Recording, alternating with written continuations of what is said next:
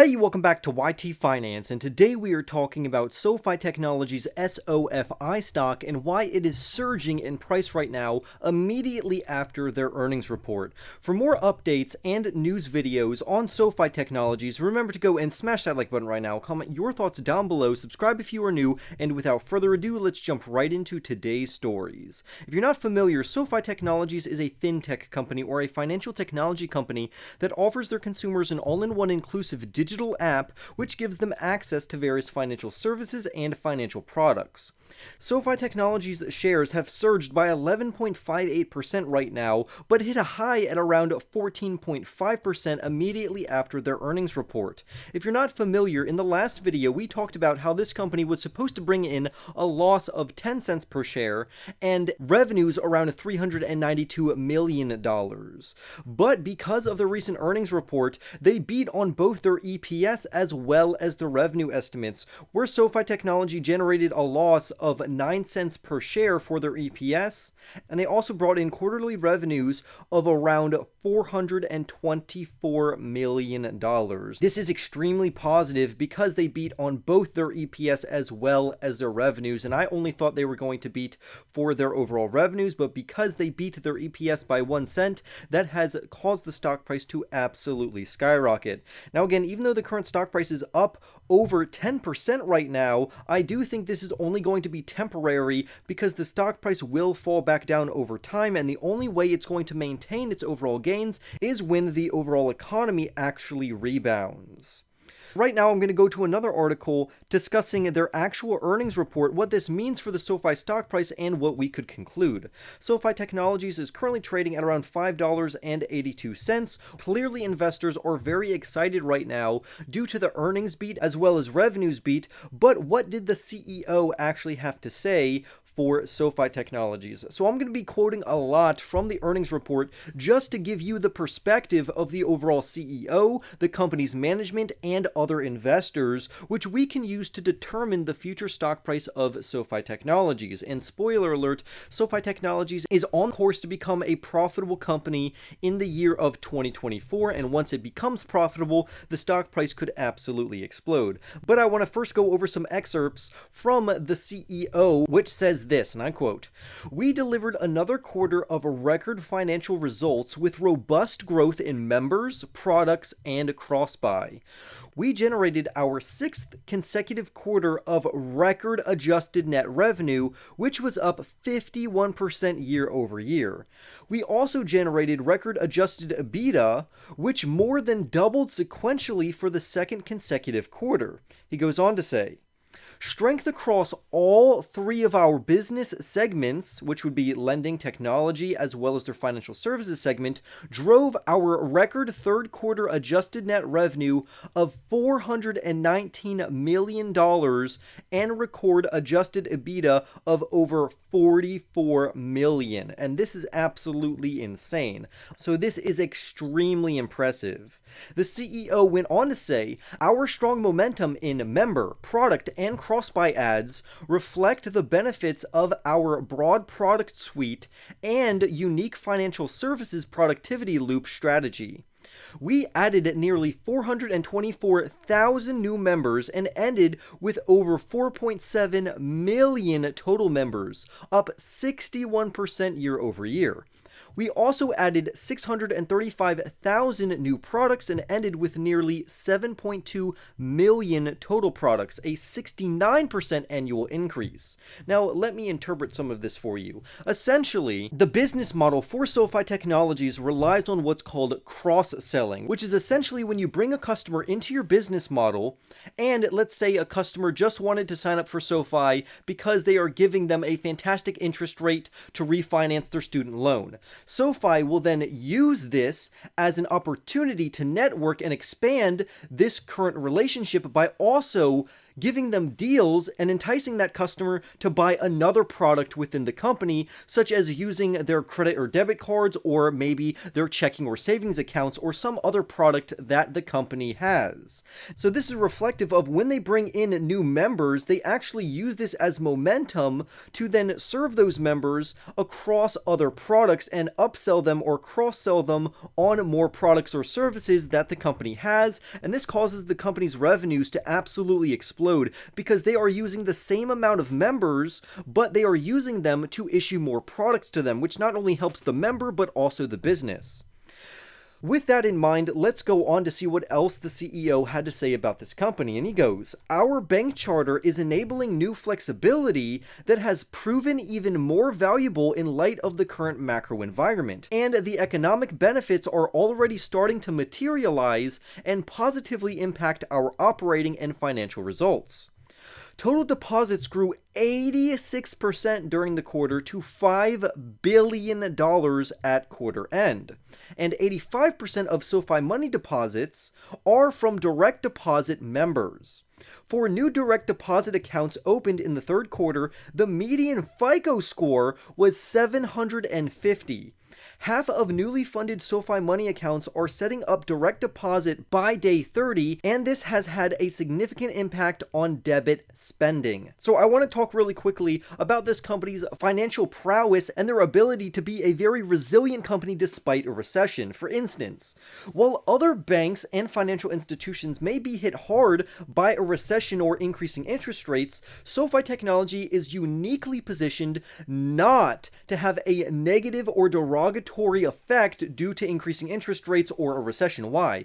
Because the type of customers that SoFi Technologies attracts are people who make on average well over six figures, so we're talking about people who make well over $100,000, and people who have credit ratings or FICO scores above 750, which lowers the overall risk of SoFi giving these people loans or refinancing, and then those customers defaulting or not being able to pay those loans.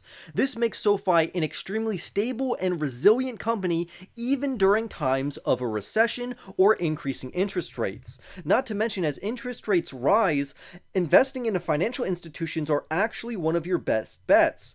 Aside from investing into consumer discretionaries or value stocks, investing into financial institutions would be the next best thing, because growth and technology stocks are going to be hit hard while interest rates increase, because normally those types of investments and those types of companies have a lot of debt on hand.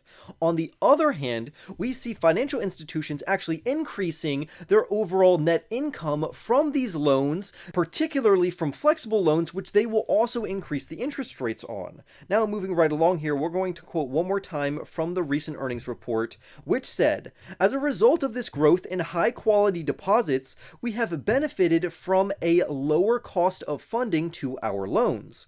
Our deposit funding also increases our flexibility to capture additional net interest margin and optimize returns, a critical advantage in light of notable macro uncertainty. In its second full quarter of operations, SoFi Bank N.A. generated approximately $29 million of positive GAAP, or generally accepted accounting principles, net income at an 11% margin. And what I was alluding to earlier is that financial institutions will actually increase their overall net interest margin potentially, or any money that they are getting from an increase in interest rates. And this will actually benefit financial institutions or fintech companies such as SoFi Technologies, which again just makes this company very stable, resilient, and a solid company fundamentally and according to their business model, even while we are going through negative macroeconomic factors. The thing that's very surprising is, even though this company is a growth stock and is a growth company, and they do have a lot of debt on hand, over $3 billion, clearly the company is better off right now than they were when they actually acquired that particular $3 billion worth of debt. And I have no problem with them holding onto that long-term debt until past 2024, once the company becomes profitable and they start paying off that debt pretty aggressively. So as a summary, the third quarter generally accepted accounting principle net revenue increased by 56% to $424 million from the prior year. So clearly this company is growing their overall net revenues by a huge margin. On top of that, the third quarter adjusted net revenue of $419.3 million was up 51% compared to the same prior year period, where they brought in $277.2 million. This shows strength in all three of SoFi's business segments, which, like we said earlier, would be their lending segment, which is their dominant segment, which brings them in the most amount of revenue. Then it would be their technology platform and financial services segments, which are also bringing them in a large amount of revenue. And I also want to point out that their technology platform and financial services segment are anticipated to increase and rapidly grow to eventually catch up to their lending business. SoFi also recorded a net GAAP loss of $74.2 million for the third quarter, which is actually a big increase because if we compare that to the same period and the same quarter of the prior year, they only had a net loss of $30 million. So all of this positive news does come at a cost, but it seems like investors aren't paying attention to this negative development in SoFi Technologies right now. Now, finally, I want to go over that for the third quarter, they recorded adjusted EBITDA of $44.3 million, which is an increase of 118% sequentially, and that's amazing. I am very ecstatic for this particular company, and that's how happy I am because this has shown that they are not only growing their revenues but also their member and product growth, which has been extremely impressive. SoFi achieved stronger year-over-year growth in both their members and products than many people thought they would. Like we mentioned earlier, they brought in around 424,000 new members, which now gives them a total of close to 4.7 million, which represents a 61% increase. And then this is going to reflect even more positively on their products that they are issuing. For instance, if the company didn't cross-sell, we would think that the company would bring in around 424,000 products for these particular customers that are coming in. But clearly, these customers are buying more than one product or service that this company has, to where the new products actually reached 635,000, which would equate to an increase of 69% during the third quarter, which means that their business model is taking effect, and as time goes on, it's going to allow them more time and more opportunities to further cross-sell to these new customers, thus increasing their overall revenues, moving their EPS toward profitability, and increasing the overall stock price of this company. I love the business model. This was a very positive earnings result, but I don't anticipate that this hype in the stock will last because of the negative macroeconomic environment that we find ourselves in right now. The company could maintain and hold on to its gains for a little while, but I do anticipate that this company will pull back until we get more macroeconomic news of the Federal Reserve not increasing interest rates, or at least an easier fiscal policy from the central banks, but we're just going to have to wait and see. Overall, our investment thesis in SoFi Technologies is still very solid, and I'm very happy with the results that this company has brought in as of late. Clearly, their bank charter was a fantastic move on SoFi's part, and we are now getting the fruit of that labor right now and for many earnings reports to come. I do want to point out that this company is still overvalued because right now they're trading at around 47 times their adjusted 2022 EBITDA or EBITDA, or earnings before interest, tax, depreciation, and amortization. So clearly SoFi Technologies is not a cheap stock, but the company is still headed in the right direction, and our investment thesis is still intact, making SoFi a good long-term play. Now again, I have to say this in almost every video, please practice proper risk management and don't over-allocate yourself to this company. I only have a 4% allocation to this company because my portfolio is filled with phenomenal growth stocks besides SoFi Technologies. I do like SoFi Technologies, clearly I own SoFi Technologies, but there are so many other great stocks right now that are trading at a discount that there is no reason to over-allocate yourself just to this one company when you can diversify and invest into other companies that will get you the same amount of upside, or at least a similar amount of upside as this company, without taking on the unnecessary risk of overexposing yourself just to one company. Because if this company goes under or out of business, your portfolio is done. My portfolio is only going to be hit by around 4%, but again, that's up to you, your investing style, your risk tolerance, your risk management policies, and just the way you invest in your overall strategy. But I would love to hear your thoughts down below. Remember to go and smash that like button right now, subscribe if you are new, and I will see you in the next YT video.